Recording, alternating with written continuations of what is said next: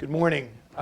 Thank you for being here and for braving the cold. We've got a very distinguished panel and a great turnout. Forgive some of the folks that will arrive late because of other circumstances.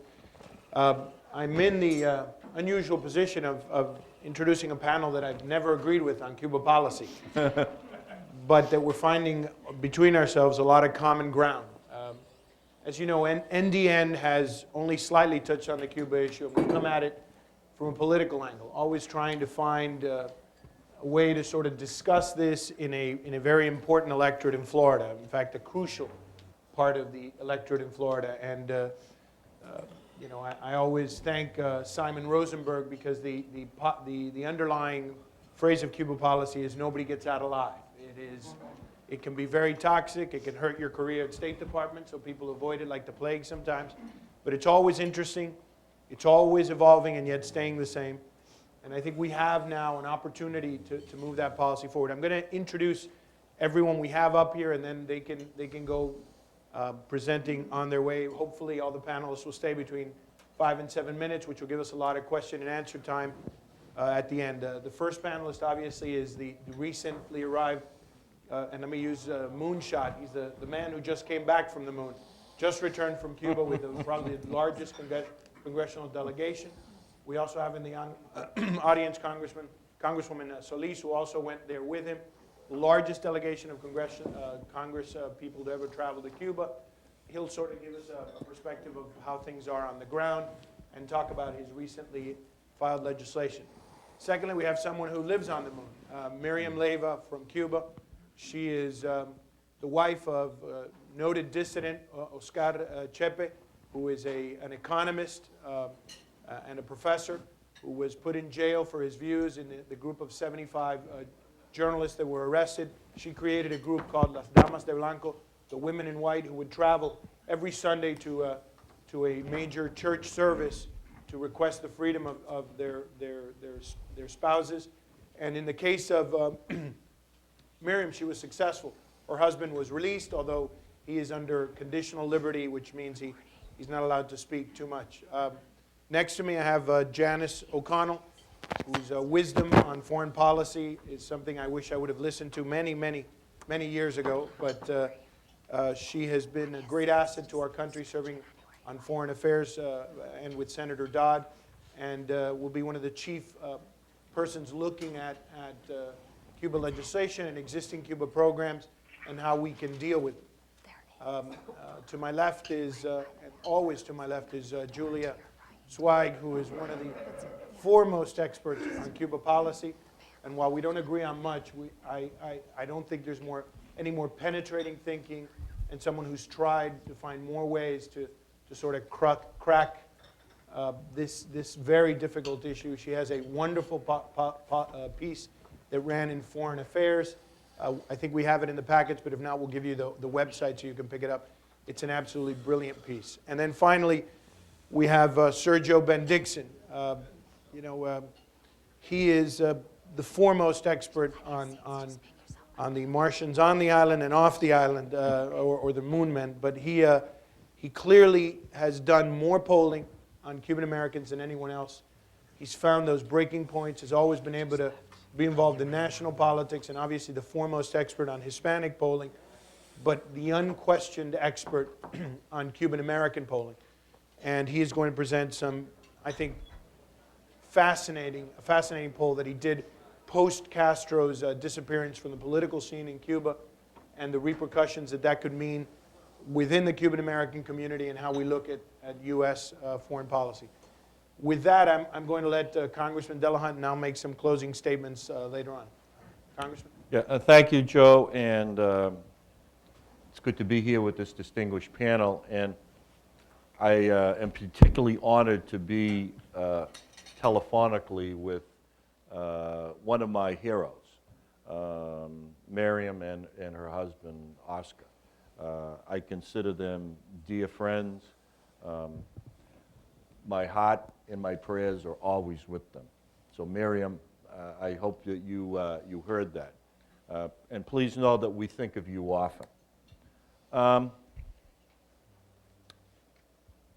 I took some notes last night that I'm having difficulty deciphering at this point in time.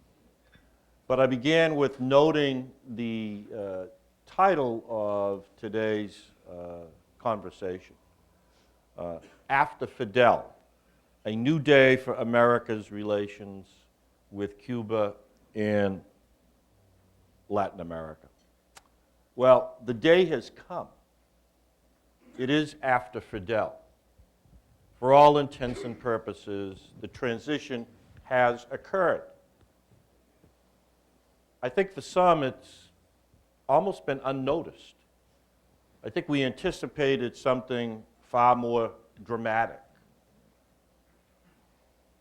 A migration, if you will, to the United States in terms of massive numbers, democracy breaking out in Havana, parties in the Orange Bowl in Miami.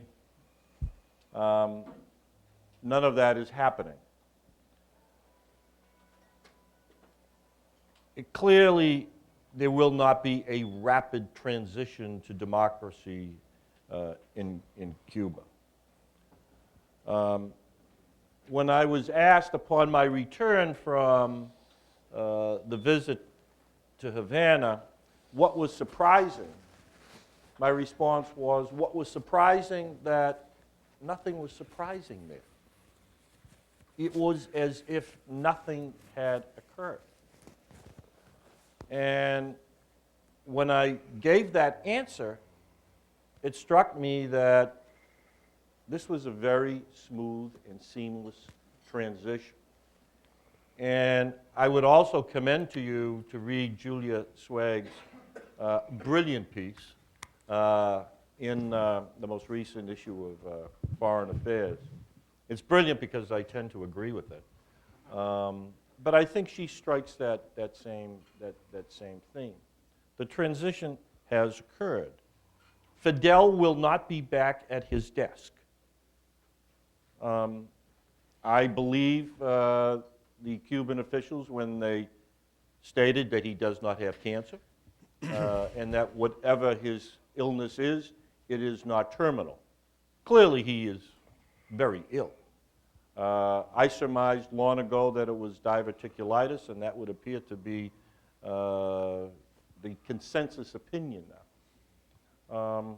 But he still looms, if you will, over Havana and over the island of Cuba and over the United States policy to Latin America. He's done it to us for almost 50 years, unfortunately. So the real issue is, since the transition has occurred in Cuba, are we prepared to affect our own transition here in the United States?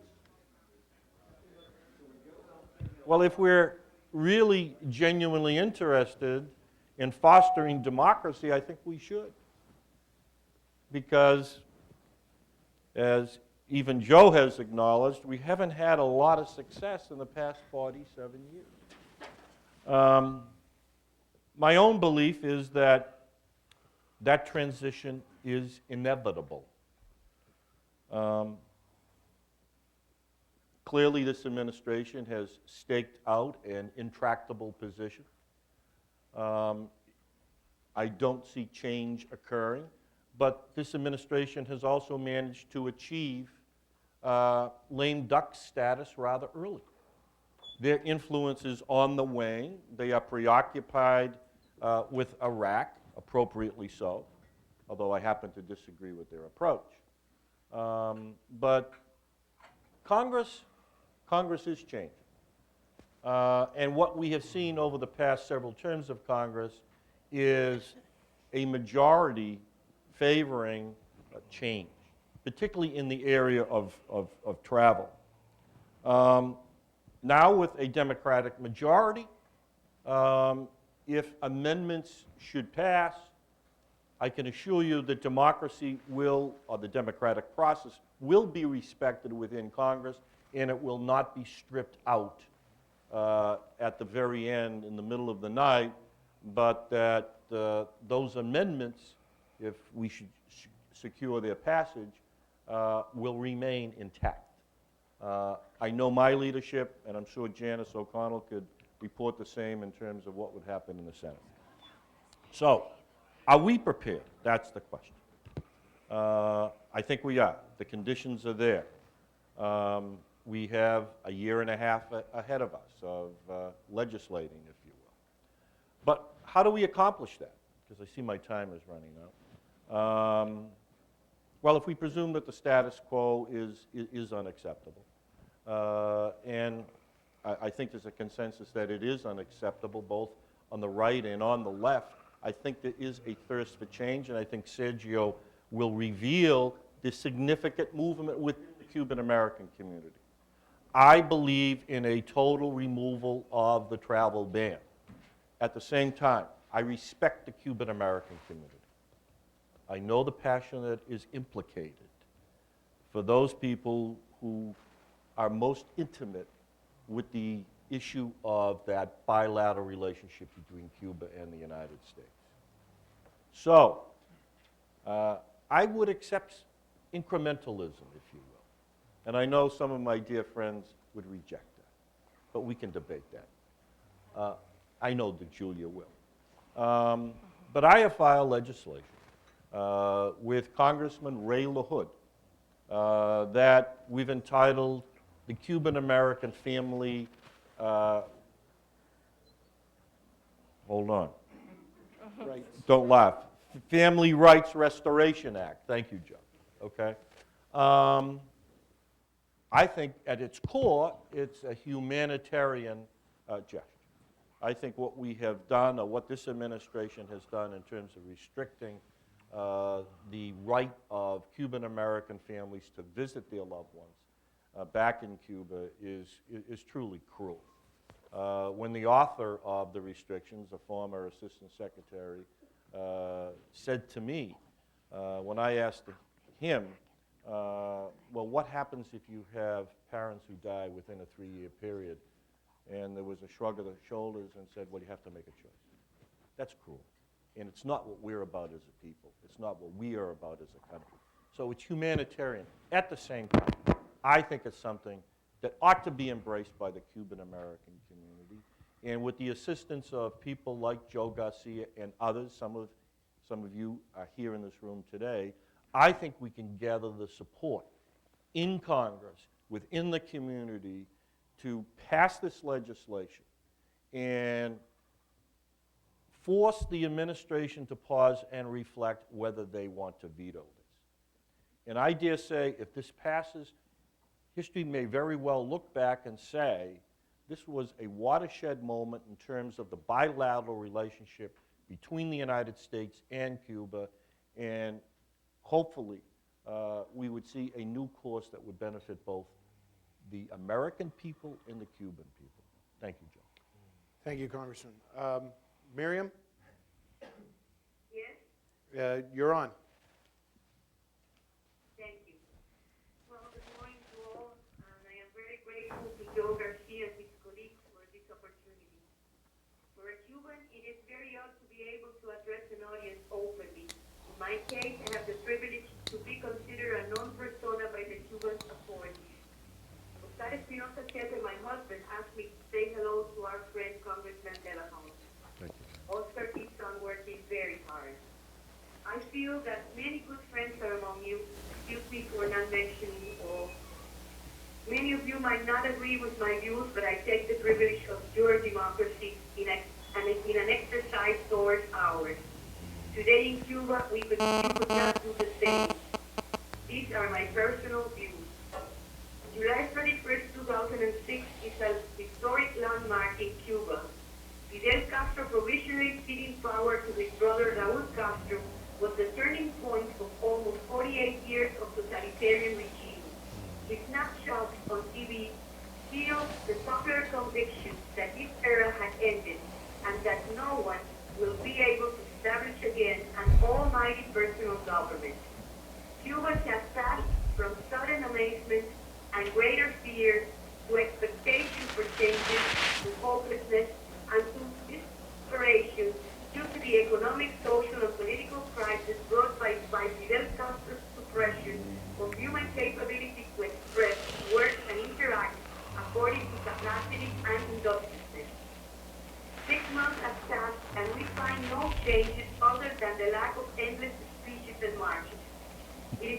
obvious that Raúl Castro and his entourage have not moved the society.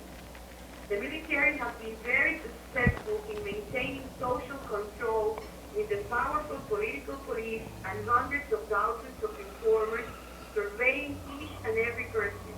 But Cubans increasingly show discontent. Daily life is very difficult in a country where wages and pensions are very low, prices very high, peso Cuban money is worthless, people survive from selling in the black market, corruption is commonplace, transportation is a practical joke, the so-called accomplishments in education, healthcare, and social security have crumbled, and young people see no future. It seems that as long as Fidel Castro is alive, those close to him will try to prove he is there for their sake. The hardliners seem to be fighting hard to prevent changes. Yet, even to preserve power, they are essential, unless Raúl Castro and the military would risk an uprising and the bloodshed most Cubans do not wish. In this context, American attitude towards Cuba could encourage changes or contribute to delaying them.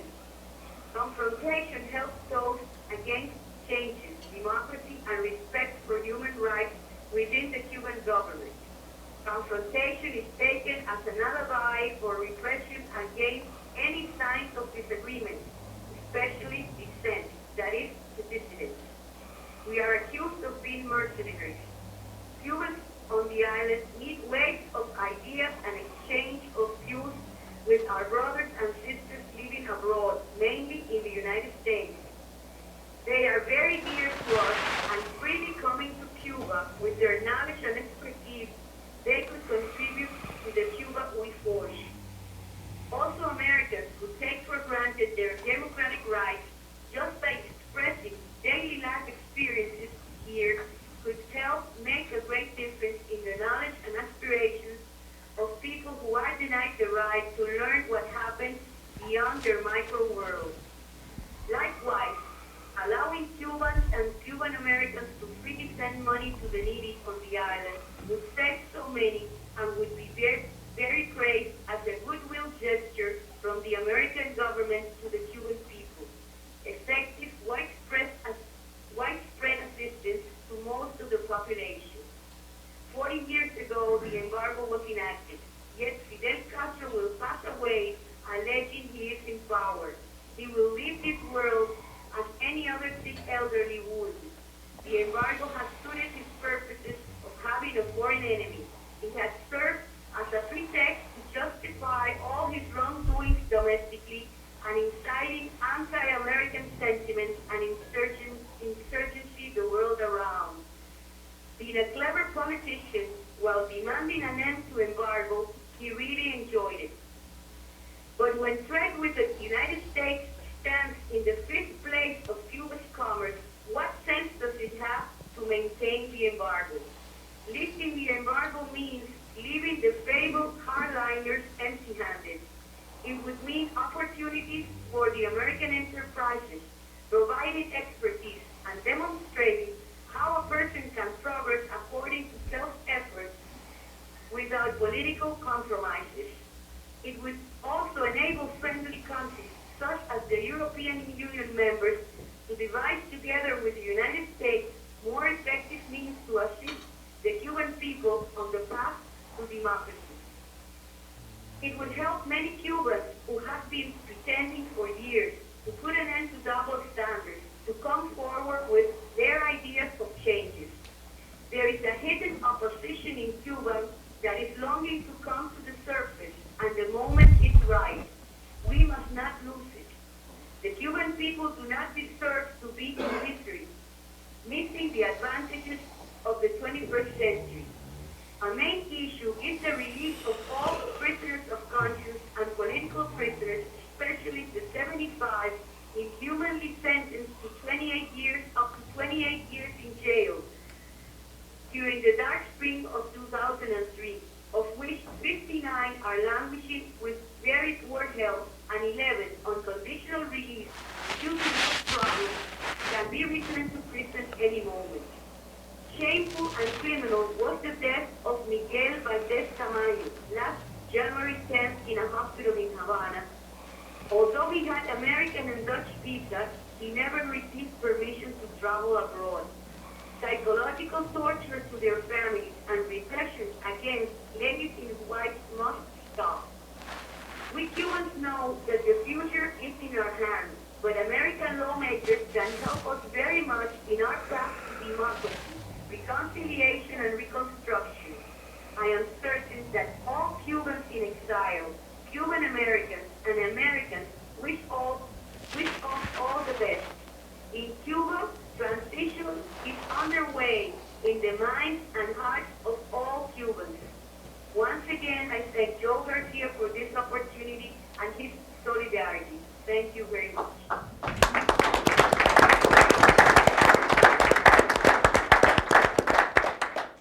Thank you, Miriam. We'll give you, obviously, I'm Oscar Chepe's good friend, but I listen to what Miriam says because she's a brilliant thinker, and clearly she's a great translator. Anytime you have someone going to Cuba, to have Miriam translate, to see the other side. And she's really cheap, too, to do translation. Miriam, thank you very much. I know you're going to go receive emails. We'll give out Miriam's email, and we'll have her statement up on our webpage if you want to get it. Gracias, Miriam. Next, we have Janice O'Connell. First, let me say that my views this morning are my own views, not a reflection of the members of the committee. That's our standard disclosure. And while it's never wise for staff to disagree with members, I would take issue with one thing that Mr. Delahunt has said. I don't think the transition has occurred. I think it is in the process of happening. And I think that the United States is missing an opportunity to be part of that process. A number of years ago, Senator Dodd introduced a bill called Bridges to the Cuban People. And it had a wide variety of different things that one could do, that the United States could do in order to make contact with the Cuban people.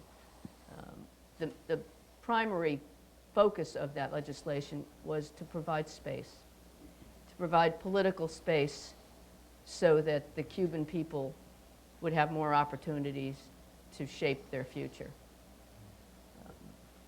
I know of Mr. Delahunt's bill on travel, and I think certainly I would be supportive of anything that allows more Americans to travel, Cuban Americans, any American citizens. I'm not quite sure how a legislative proposal like the one Mr. Delahunt has proposed stays as simply Cuban American travel once it hits the House or Senate floor.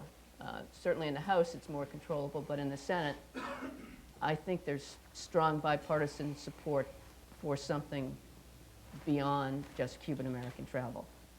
So I would question whether or not, I know Joe is a proponent of the Cuban American travel issue.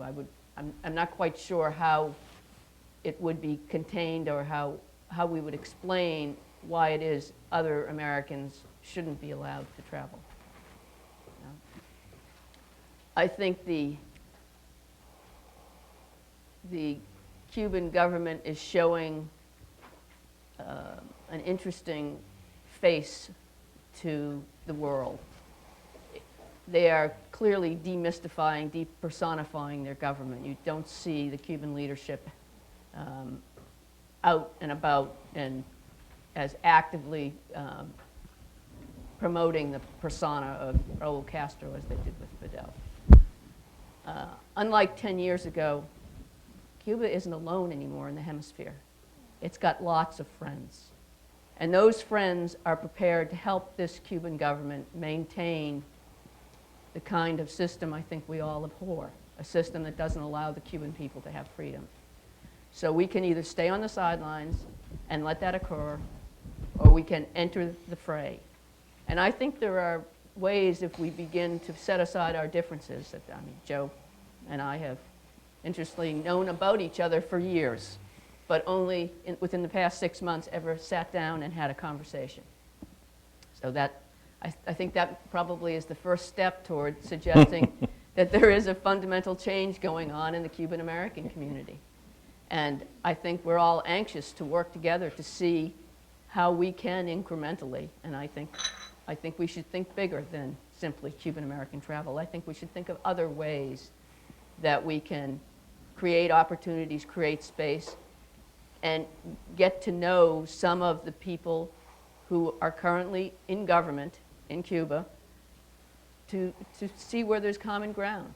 Let's not make the mistake we made in Iraq, where we think we can go in and we can remove a government and then suddenly, de novo, everything's going to be fine and there are going to be institutions of government that are going to continue to function.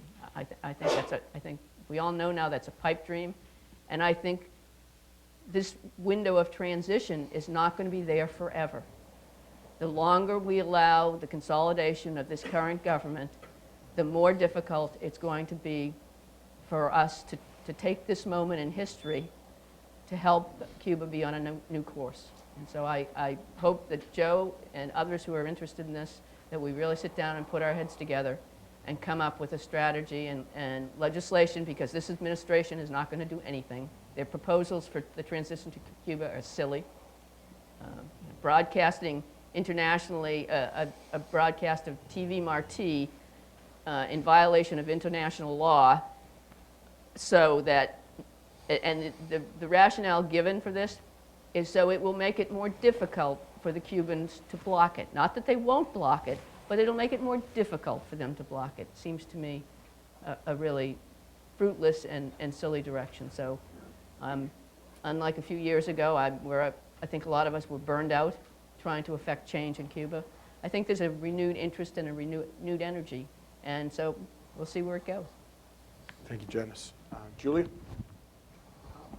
and I only met in person also in the last 6 months. We always debated through the newspapers That's for what years. we did, and came to know one another indirectly. But thank you for having me here today. Pleasure. And it's great to be with the other panelists. Look, let me paint a slightly different picture than what you've heard so far, because I don't have the constraints of actually representing anybody or working for somebody that does represent other people. Oh, sorry. Thanks. Joe, I'm going to have to leave after Julie gets I apologize for sweating here. I only represent myself. I don't represent the Council on Foreign Relations, just me. So let me paint a picture where I think we could go that would actually encompass some of the ideas and objectives that you've heard so far, both from Miriam and from what I think you will hear from Joe, from Sergio, from Mr. Delahunt, from Janice. We are at an opportunity, an incredibly important turning point right now in U.S.-Cuba policy. We're at a moment where we can take a look at the domestic politics of this issue that have driven our policy toward Cuba for so long, and take a look at the foreign policy dimensions of this issue, both bilaterally, within the hemisphere, and yes, even globally, and try to move toward a new era. I'm worried about incrementalism, and I'll just say this right off, not because I don't think Cuban Americans should be able to travel to Cuba. They should. All Americans should be able to travel to Cuba. My mother's here today, and we were driving down here, and I was telling her a little bit about this panel, and she said, but wait, isn't there something un-American about one ethnicity getting to do something that the rest of us can't do?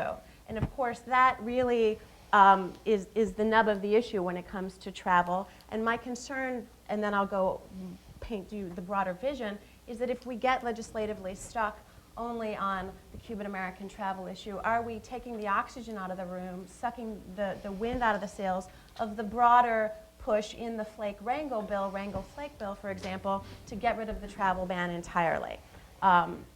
It seems to me that we have an important window. We are not in a yes, the fundraising has started, and yes, the campaigns are organizing themselves, but this is only 2007. So can we, for just a second, put the 2008 presidential election on hold and try in this year, 2007, to get the ball rolling farther than just prioritizing Cuban-American travel? Because my concern is, Joe, that there's also an interest by some in the Cuban-American community that you work with closely, that this is really about, that putting Cuban-American only travel first is about preventing the policy train from leaving Washington and heading straight to Havana.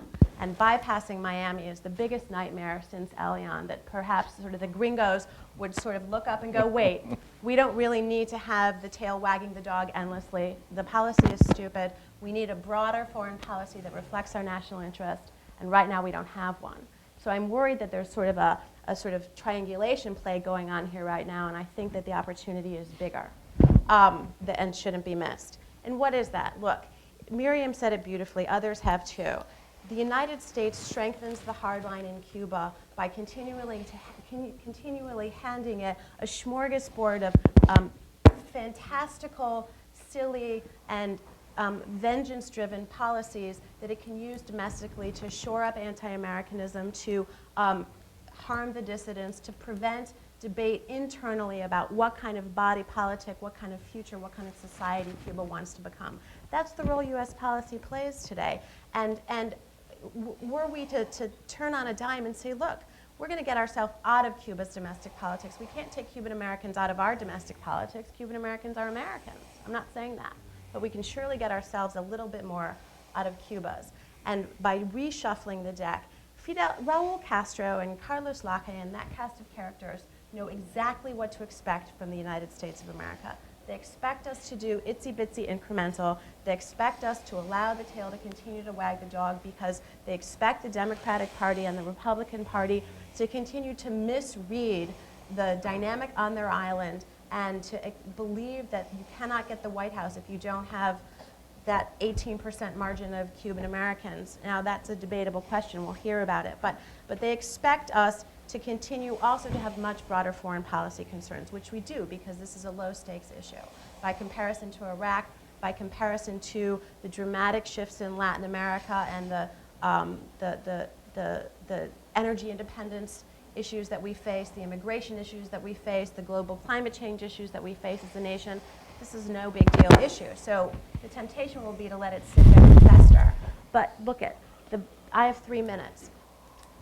The better approach to take, in my view, is to say, let 1,000 flowers bloom legislatively in terms of travel, in terms of getting rid of the embargo, and start, as Janice suggested, in this bridges notion and unofficially, and then also officially, start figuring out who's on first, who's on second, who's on third in Havana.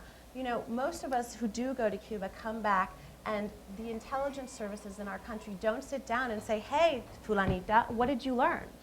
They're not asking the right questions about what makes that regime tick. But let's start doing it ourselves. Let's take Raul Castro's offer up and say, you want to have a wide-ranging discussion about, and negotiations with the United States? Let's do it. Let's have a blue skies bilateral dialogue. See what's on their mind. What do we have to lose? I don't think, look at, the Cuban American community may object to this because the argument will be that confers legitimacy upon that regime, and this Raul Castro regime is no more legitimate than the Fidel Castro regime. But the bottom line is that we learned what personalizing our policies does. This was all about Saddam, so we ruined a country to get rid of one guy, and now we have an entire regional mess on our hands. Let's look past the cast of characters that they're showing us and try to see who's in that second and third generation of individuals who are now running the place, because eventually we will get to see them as we started to in the late 1990s, and that will give us and send a signal to the regime and to the Cuban people that we have moved beyond this domestic politics-driven policy. And so with all due respect to this organization, which is all about domestic politics, and to Joe, who I think is doing a good job at bringing us all together, I think we have to have a much bigger vision, and the time is now to do that. Thank you. Save me, Sergio, save me. Joe, can I? Yes, absolutely, I Congressman. apologize, but I'd like to make one comment. I think it would be terrific. By the way, I agree with much of what has already been said. But I'm just relishing in the fact of having the debate, here in Washington as to whether we do just Cuban American unlimited, unrestricted travel, or whether every American should have the right to travel. Let me suggest that that is a substantial change from the status quo. I welcome that, and I think by my votes and my past statements, my sentiments are clearly on the side that there should not be a travel police in the United States, particularly when any American today can get on a plane and visit the surviving members of the Axis of Evil Club, Iran and North Korea. But it's a good debate to have, but let me just, reference, and Julia's correct about the 2008 presidential election. Much of what we do in this term of Congress is going to set the stage for that debate.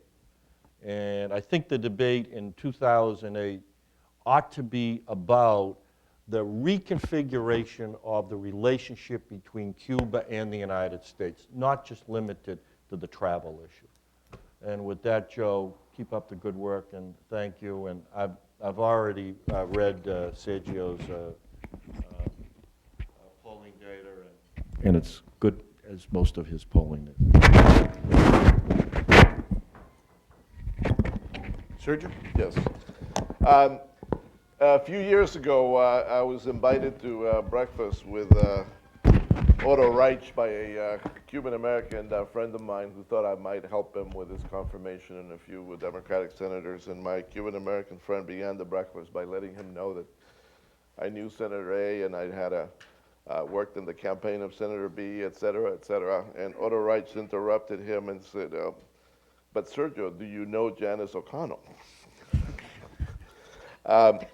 Before I confuse you with the numbers and the graphics and the statistics, let me just tell you what this poll is all about. I think we can all agree that in Cuba, we have a situation that, as Janice called it, at the very least a transition, definitely an opening for change. I think in Washington, with the results of the last election, we have an important political change that also brings about opportunity. And what I want to report to you is happening in Miami and the Cuban-American community is a tremendous opening for looking at the U.S. policy toward Cuba in a different way.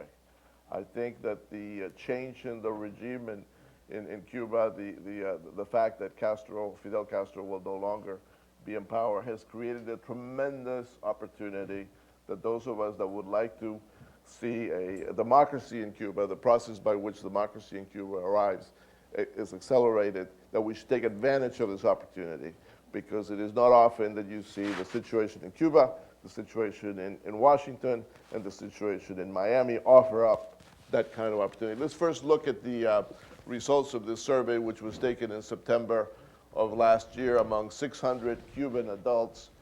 This is as representative a sample as you can get from a scientific point of view of all Cuban adults that reside in South Florida, where 90% of all Cuban Americans live.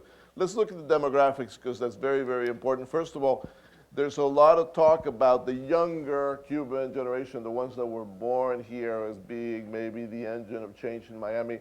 And even though that is true, the second generation Cubans do have a different point of view about Cuban policy, they are still relatively a small group. We will see this group that is the red portion of the graphic here, 12% Cuban Americans born in the United States. That number will increase substantially over the next 10 or 20 years. But right now, they are relatively a small group. Where the engine of change is, I think, is in this graphic. Among that approximately 90% of Cuban Americans that make up the population of the exile community, it is now those that came with Mariel and after, those that came in the 80s and the 90s, and those that have come in the first 7 years of this decade, that are now the majority. 57% of all Cuban American adults are Mariel or post-Mariel, and I would call them economic immigrants. Don't go there yet.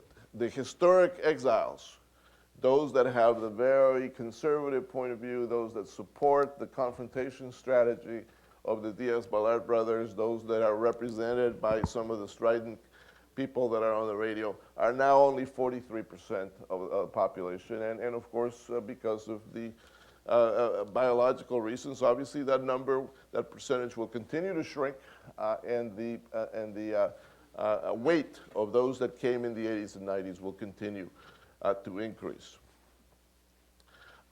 Where you have a very important differential, of course, is in the fact that the ones that are the historic exiles, the ones that came before the 80s, are registered to vote almost to the person. 92% of the ones that came in the 60s and 70s are registered to vote, where the post-Mariel Cubans are only less than half are registered to vote. That is changing.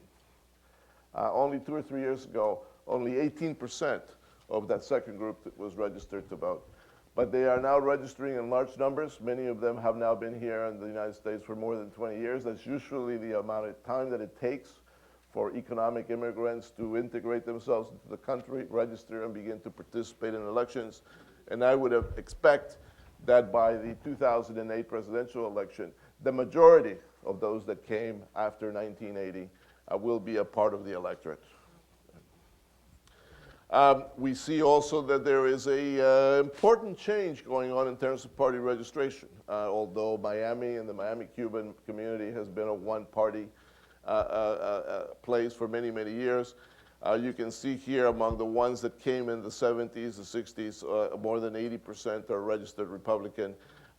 Because the Democratic Party does not have much of an image in Miami, what we have seen now as people begin to register in large numbers is that many of them are choosing to register independent, although when you look at the election results, especially those in the 2006 election, you see that most of those independent voters are now voting Democratic.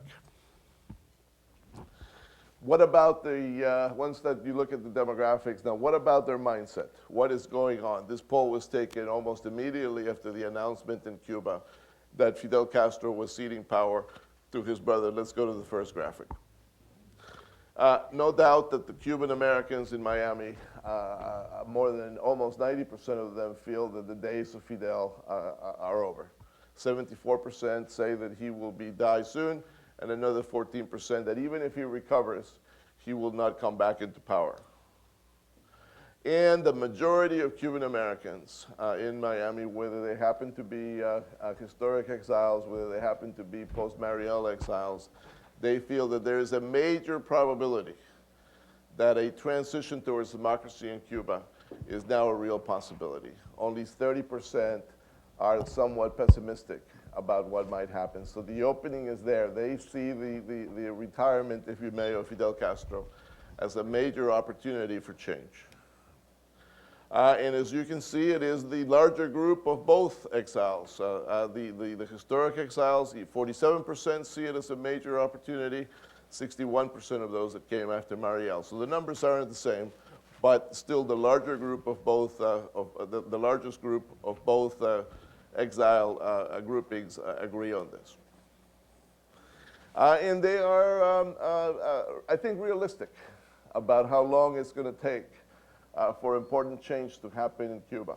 When you ask them how long do you think it's going to take for an important steps towards democracy, liberty in Cuba, and you average out their responses, they're saying 3, 4, 5 years is what it's going to take. No one is really thinking that we are going to be looking at a situation like some of the people that support the confrontation feel that they want instant change, that they want a violent solution to the situation in Cuba, and that they want a quick change like what we saw in Iraq. As a matter of fact, this question basically gives you the numbers for that point of view. Do you think that it is more important that the transition to democracy in Cuba be fast and violent, or gradual and without violence? By almost a 4 to 1, they want the gradual change without violence. That was not the point of view 20, 25 years ago. Go ahead. This is kind of an interesting result about where their minds, where they're looking at it from. Would they return to Cuba to live? Only a very small percentage are thinking of returning. The overwhelming majority of their lives are now here. Their families are here. Their businesses are here. So they are beginning to look at this issue, most of them, I think, more as Americans than as Cuban exiles, because they do not plan to live on the island even if we have a return to democracy. Now, what about the specifics of US policy? First of all, it should be clear that they don't particularly reject President Bush on Cuba 100%. There's still the majority, of course, they are very loyal Republicans, most of them, or many of them. But still, the majority feel that President Bush has done an okay job when it comes to Cuba policy since Fidel announced that he was ceding power to his brother. Of course, much of this has to do with the fact that the other point of view, the Democratic point of view, has, besides Joe, who does his best on his own, has not really had a lot of a hearing in Miami, Florida. What about the restrictions imposed by the Bush administration right before the election? Half and half, 49% approve of the travel restrictions, 45% disapprove. Go ahead. What about the embargo? And this is very, very important because at the end, this is the linchpin of the confrontation strategy. At this stage, 53% support it, 36% say it should be eliminated. But look at the difference in terms of the two groups. Go ahead. When it comes to the historic exiles, it is 3.5 to 1 in support of the embargo. When it comes to those that came after 1980, it is even Steven at 45-44. But look at this change in a short period of time. When you look at all the exiles in a survey done by my company for the Miami Herald, it was 62-28 in support of the embargo back in 2005, early 2005. Now it is 53-36. It used to be 80-20. I would predict that by the time we get to the 2008 presidential election, support for the embargo will be at 50-50. And what seemed to be the untouchable in terms of change in Cuba policy, because of the changing demographics, because of the changing mindset, will now be a policy decision that those in the position of power to be able to decide these things might be able to look at it and say realistically that they can end the embargo without having the totality or even the majority of the Cuban American community be against them.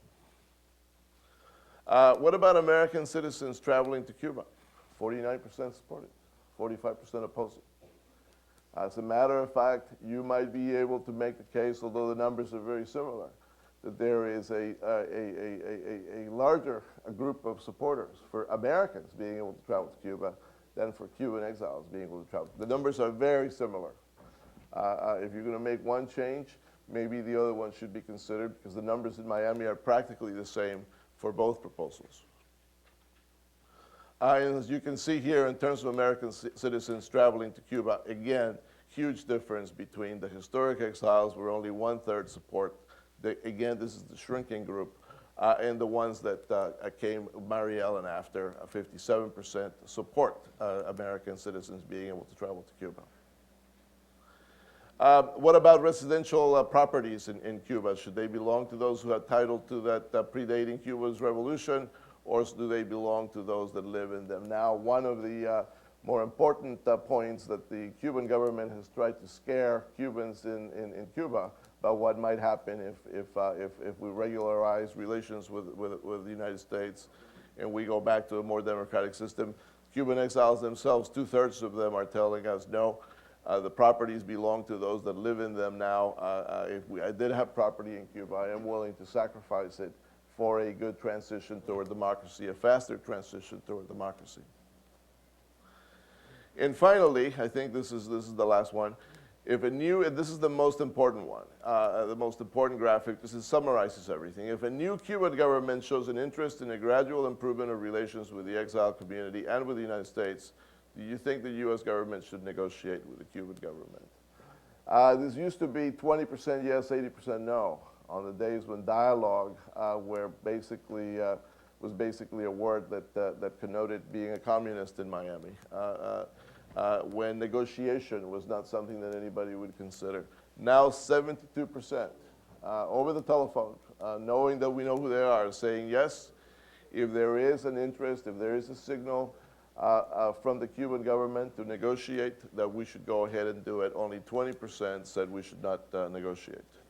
I think that's the last one, or is there one more? And again, this question has overwhelming majority support from both groups. Even the historic exiles, the ones that basically still oppose the embargo, those that still feel that President Bush is doing a good job on Cuba, et cetera, they even support negotiating with the Cuban government at 61%, the post-Mariel ones at 75%. So again, let me emphasize, a great opportunity in Cuba, without any doubt, great opportunity in Washington, no doubt because of the political change. In Miami is at its tipping point. The Cuban-American community has so much influence over U.S., for good or for bad, it has had a lot of influence over our policy toward Cuba, is now at a tipping point. And I think, at least what I would recommend, looking at the numbers, is be aggressive, accept this opportunity as one that could lead to very important change, that could bring the day with Cuba as a democracy and freedom much closer than what it is today. Joe? Well, let me just say a few words, and then we'll open it up to questions. And obviously, I agreed with much what was said here, and I disagreed with some things. Clearly, I don't think the tail should wag the dog, but if the dog's tail gets stuck in the door, the dog's not going anywhere. And those who care about Cuba policy, inevitably, are Cuban Americans. And it is their love of this country and their love of Cuba that I think guarantees the long-term survivability of U.S.-Cuba relations and puts it in the right context. We have to deal with the factors on the ground, and the problem is, as I agree with Julia, there are no assets on the ground in Cuba in terms of U.S. foreign policy understanding of Cuba, in terms of real information that our policymakers have before them. There's myth, there's pseudo-religion, which is the embargo, and then there are the Cuban-American community, which are vested in their own type of debate on Cuba. And then I leave you with a sort of story that I want you to understand, to get an understanding of the Cuban-American perception on this. In Miami, there's this restaurant called Versailles, like the castle in Europe, or the palace in Europe. The one in Miami, I think, has been around longer, but that's debatable. Recently, I was sitting there with a French reporter, and we were talking about Cuba policy. It was right after the events of Castro's disappearance. And as I was talking about the Cuban-American experience to the reporter, an elderly Cuban-American woman was sitting at the next table. She was dressed to the nines. It was the middle of the week. She was having lunch with her good friend. You know, she had her big hair in big proportion. And she was listening. She was well over her 80s. Clearly someone had driven there to the restaurant, her and her friend, to have lunch. And the more I spoke, the more she leaned back, and I started getting nervous that she was going to fall over. So I raised my voice so that she could hear my exposition of the events. And at some point, a convenient point, the busboy broke my conversation with the French reporter, and she jumped in, and she turned to the French reporter, and she said, "Listen to what this young man is telling you. He's speaking the truth. No one has heard the suffering of the Cuban people." She got up, huffed at the reporter. He had said nothing but listened to and walked out with her friend. I want you to understand, in Cuba, there are probably no women that dress like her, that live the quality of life that she lives, that have had the experiences that she's had. Yet she feels she lost.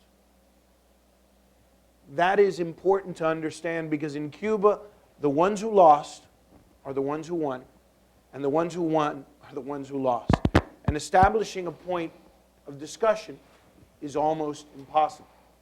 And until we get translators to the transition, which is what the Cuban Americans can be, we will not move forward. Even in U.S.-China policy, the Taiwanese and the Hong Kong and those in Hong Kong had already engaged, even though in both places there were serious legal hurdles to doing that.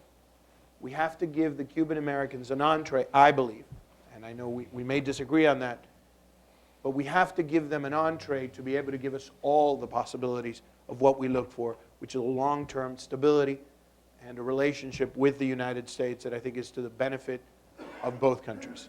With that, I thank you. I think someone has a microphone in our audience. There's Tracy. Let me, so we'll get, oh, Congresswoman. Well, I just want to say that I'm encouraged by the responses from the panel, and having just come back also from that trip to Cuba.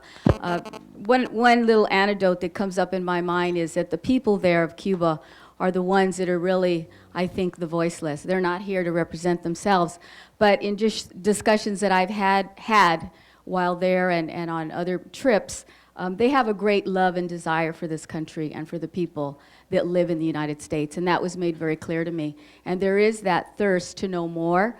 There is that, I think, hope and opportunity to exchange dialogue. And I do believe that through that transition, by building bridges, that we can provide them with the tools they're going to need to help with the transition that we know is already coming. On the short term, I think we have to take incremental steps, because I've only been here a short time, but I can already see what we need to do to begin to get that door open. And then from there, hopefully other things will come. It's going to take time. But I have a great deal of respect for the people of Cuba, and I believe that their leaders, in their own way, attempted to reach out to us, the delegation that was bipartisan that went down there. So I'm hopeful, and just want to say that let's continue the dialogue, and I appreciate NDN for doing this and for the very serious conversations that are taking place. Thank you, Congresswoman. We'll go this way, if that's all right. John McAuliffe from the Fund for Reconciliation and Development. Joe, the problem with your analogy is that if we had waited for Chinese Americans to approve normalization, or if we waited for Vietnamese Americans to approve normalization, we would still have embargoes against both countries, and we would still lack diplomatic relations with both countries. Congressman Delahunt has endorsed, is a co-sponsor of the Wrangle legislation. Is NDN going to support the Wrangle legislation so that that is in play, as well as the family reunion legislation? I guess my feeling is that the reason it's important to have the full range of travel is that if we're really interested in having an impact on Cuba today, it means not just the family relationships, but it means the American architects and engineers and lawyers, professionals of all kinds that were going in the brief window in the Clinton and early Bush administration. And it means tens of thousands of people who can never be monitored and controlled, engaging in personal relationships with a wide range of Cubans. I mean, that's what opens the door, not just a narrow family relationship. Let me, I'm not there yet, but, or we're not there yet, but. Are you speaking for NDN? Yeah, I'm speaking for NDN, but I'm also, I think I can speak for a broader community. If you look at Congressman Delahunt's proposition, it has never received endorsement of a sort of a broad swath of Cuban Americans. And the truth is, within 2 hours of his proposed legislation, we had endorsed. 2 hours after that, the Cuban American National Foundation, which by any stretch of the imagination has to be considered as a conservative group. 24 hours after that, the Consenso Cubano endorsed the legislation, which encompasses pretty much all the center and some of the right of the Cuban American community, representing, I think, the majority of the Cuban American community. And with 24 hours after that, probably the most prominent business group of Cuban Americans in the country, the Cuba Study Group, endorsed the legislation. I agree that we can't wait for them, but we have to include them in the process. I think they are an important component of process. And then I'll tell you another story, and then I'll stop my stories. Remember when George I was president, as he was headed towards his second campaign, someone asked, you know, George Bush is great on foreign policy, but he seems to always get Israel wrong. This isn't foreign policy. This is domestic policy, and you have domestic players who care an awful lot. While many of us may dabble in Cuba policy, they are victims of that policy. They are the practitioners of that policy to a large extent, and to some degree they play very aggressively, as we've seen the legislation that they've been able to mount for years. If you include them in that process, I think the conflict diminishes and the opportunity increases. if you want to. No, I do, because this is the debate that we want to have, Yes, right? absolutely. Okay. Just for those of you that didn't suffer from Cuba fatigue in the 1990s and didn't follow this, just so you know, starting in 1998, the Clinton administration took a provision from the 1992 Cuban Democracy Act called Support for the Cuban People and essentially drove a truck through that provision, enabling it, after Helms-Burton tied most of its hands, to give the executive branch the space to create 13 categories of licensed travel for all Americans, including Cubans, to go to Cuba and to have exchanges unofficially with institutional counterparts. Most Americans that went there were, it was an attempt to make it not tourism. And in fact, there was an enormous amount of institutional, real civil society to civil society contact, religious organizations, academic institutions, the kind of professionals and others that John raised. By the year 2000, we had 200,000 American citizens going, 60 or 80,000 of whom I believe were Cuban Americans. Yes. Some went under general license, which means they didn't have to ask for permission on the front end. Some went under a specific license.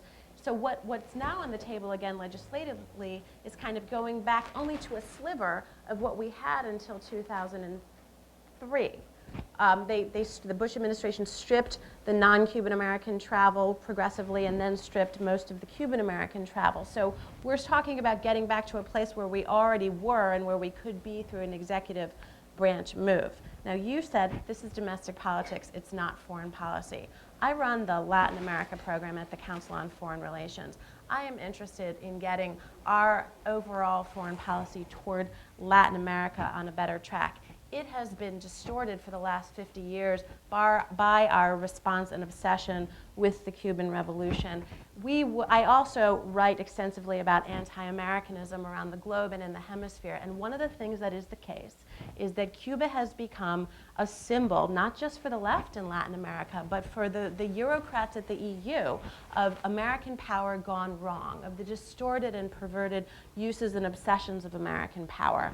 I think the United States, our image in the world would get an enormous bump from doing the right thing on Cuba and no longer insisting that it all be about domestic politics. So I'm asking you to see the foreign policy benefits to America's place in the world by taking a new tack as well. And the only explanation I'll give you is that use of American policy has been driven by Cuban Americans and electoral politics. And we have to understand that in '96, President Clinton got almost 35, a little bit over 35% of the Cuban American vote, making it impossible for a Republican to win the state. And he went from that number to post-Delahunt consequences where the Democrats scored almost 10%, Sergio, right? I mean, it was a huge wearing away or ebbing away. The policy is driven by something. It certainly isn't driven by the majority of policy persons like yourself who do amazing work, but we're stuck on Cuba. And to try to avoid the rock, which in the end is Cuban Americans, a mistake. And finally, Clinton's policy on Cuba, if he simply would have engaged part of the Cuban American community, I believe that policy might still be in place to some degree. It was a policy that was moved forward without buy-in of a huge percentage or some of the Cuban leadership that would have made it a sustainable policy as opposed to a policy that was imposed on Cuban Americans. So, just like I think it was foolish to allow our policy toward Cuba to be dictated by the exiled community in the past, I think it would be just as serious a mistake to now feel that you can ignore the Cuban community as we go forward. As the polls show, there's a tremendous opening in Miami. There's a middle ground here that is acceptable to both sides. Unless things have changed, President Bush is still president. He's still going to be president for another 2 years. If we're really looking for a change in policy that is going to be approved by the Congress, approved by the president, it is going to necessitate some level of acceptance in Miami among Cubans. So I agree that the United States made a tremendous mistake by allowing one small group of people that had a very strong feeling about Cuba to dictate our policy. But it would be just as serious a mistake now to ignore them and to come up with a new policy that did not take into consideration their feelings. But no one's proposing ignoring them at all, just to be clear, at all. Actually, the question I was going to ask is precisely that one. I am an American of Cuban parents who's recently retired from private equity management, so I'm totally free to say anything I want to say. And what has bothered me most about our policy in Cuba is our inability to figure out what its impact has been on Latin America. If Iraq has made our policies in the Middle East all the more difficult to execute, the Cuban policy that we now have is making us look absolutely silly. And I would hope, Nance, that you are able to move that Chris Dodd bill forward and look at this in terms of what we are doing to Latin America, how we are perceived, and whether or not it really is in America's interest to allow the dog, Cuba, to wag the entire continent policy. Comment if anybody wants to make a comment. My name is Tony Martinez. I'm an attorney and been involved in the U.S. food and agricultural product sales to Cuba as well. I've written an article, it's just published in Cuba News, on how we could open up a dialogue between the United States and Cuba by getting the issue of human rights addressed and the issue of the prisoners on both sides, because both the United States and Cuba have prisoners that both countries are very much interested in. I tend to agree with Julia, and I want to point this out. Yes, the Cuban American community must be factored in the whole discussion, but there's a broader context here, and that is the reason why this policy has been a failure is that this is a policy that lacks integrity and lacks congruency on a broader scale. And for the United States to be an effective country in the international scene, our policies have to have integrity. And this is a policy that has been played out politically. It's like, let's see how much longer we can play this out. Let's see how much more money we can raise. And rather than start sitting down to the hard work that, I hope that now maybe this is the opportunity that we're going to have to begin to address some of these real issues and start resolving this issue of U.S.-Cuba relations. So I hope that that will come to pass. And just as an attorney, I hope Flake Wrangle becomes law. I hope Mr. Delahunt's bill becomes law. But the Delahunt legislation raises a constitutional question of equal protection, and I could see if it were to become law, it could be challenged and declared unconstitutional and made to apply to every American. So I mean, we need to think about we're all in this together, and so thank you for letting me share my comments.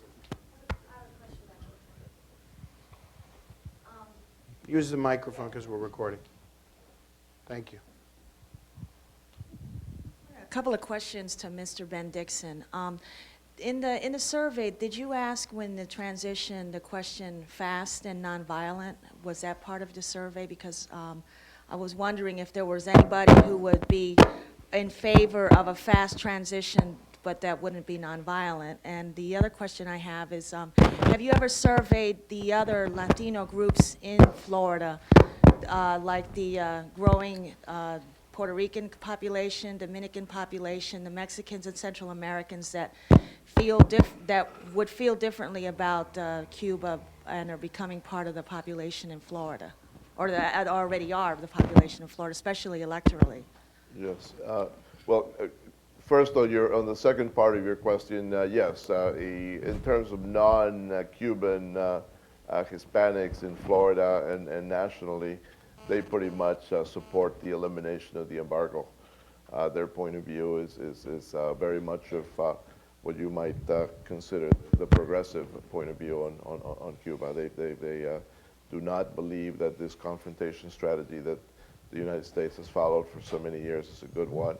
And it pretty much tracks the feeling in Latin America, where the embargo, as we have been discussing, is not popular. In terms of a fast and nonviolent transition in Cuba, I guess everybody's for ice cream without any calories. But in all honesty, no, I haven't asked it because I don't know how that could happen. Yes, sir. I'm Jeff Kenrick. I'm representing the new foundation out of Miami, the Foundation for the Normalization of U.S.-Cuba Relations, Tony Zamora's group. And I missed the opportunity to thank Congressman Delahunt and other members of Congress. It's awfully lonely down in Miami under the thumb of the Diaz-Balarts. And Joe, for your activism, and Sergio, you've taught us more about ourselves over the years on lots of issues. A place called Miami where we often say we love it so much because it's so close to America. And one of the things that my question was going to be, what can Miami do to move all this forward? And you started to hit on it. And if you'd reinforce it again, that this is a huge block and one perceived by many members of Congress as one not to mess with, and yet you're showing time and time again that it's a diverse community. What do we do? What's our role there to change national public opinion, legislative opinion, and help move the legislative strategy forward? Quickly, Miami is a town that loves political debate, political discussion, issue, controversy, etc. And the media offers tremendous opportunities for that to happen. It is one of the few cities where you have a political discussion shows on prime time, and it gets very good ratings. Unfortunately, most of the radio and the television shows in Miami have only had one side of the equation presented to them over the years. Joe has been trying to change that, but for all practical purposes, all by himself. It is time for all the others to now come out and not be afraid and not feel that what happened to Bernardo Benes and what happened to some of the others will happen to them if they speak out.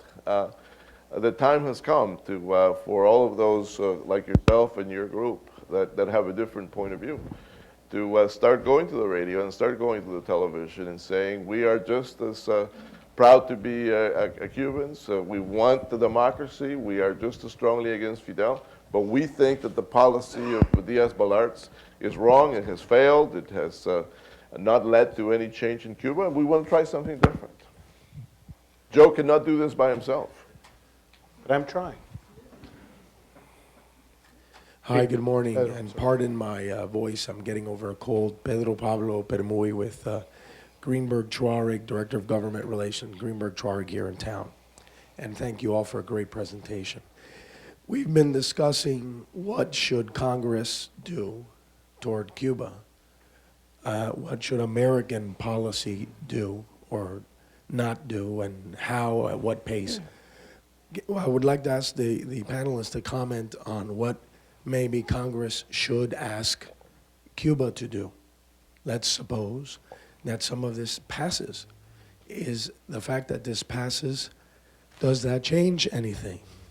And hence, should it not ask Cuba? Is that a form of dialogue? You know, can we address what we might ask Cuban policy to do? I'll start, sure. And then Janice, you can follow. That's a very excellent question and a very hard one to answer authoritatively, because history shows that the United States has been very unsuccessful, whether through legislation or through executive policy, in getting this Cuban regime to do anything in a kind of frontal, affirmative, tit-for-tat, quid pro quo-y sort of way. The first Clinton term, Warren Christopher said that we were going to have a policy of calibrated response, so that if after the end of the Cold War Cuba were to make some sort of notable reforms, the United States would respond in kind. And we all know that on Cuban terms, you know, it certainly didn't look like the Soviet Union's transition or the sell-offs that we saw in Argentina. But in Cuban terms, the reforms that did take place, the early economic ones, were reforms, capital R. And you had a real debate taking place at that time in Cuba, and there were no policy responses by the United States that the Cubans could perceive as, you know, Cubans will never say, here's a concession, America, we're going to commit suicide, now lift your embargo, or, you know, commit political suicide and then we'll lift the embargo. That's what the dynamic is today. After Helms-Burton then comes along, and it has 100 pages of conditions that the Cuban government and people should meet before the United States can do X, Y, or Z. That hasn't generated any change. I perhaps have a very, very dark view of this. Not, somebody said, was it, I think it was Chris Dodd in the article in the New Yorker about Joe Lieberman. Dodd said, I'm a Brent Scowcroft realist, the world as it is. And I think Cuba as it is such that this is going to be a game of jujitsu, and we're not going to be able to connect the dots between what we do to open policy and seeing direct openings on the island. But my belief is that precisely because Raul Castro and company cannot govern on the basis of charisma and repression alone, cannot retain control, cannot sustain the revolutionary project as they see it, cannot continue to have the buy-in, especially of the younger demographic, that they have to begin to slowly open. Word is slowly is important. And we can help that process along indirectly with the kind of full-blown, full Monty steps or incremental steps that I argue for.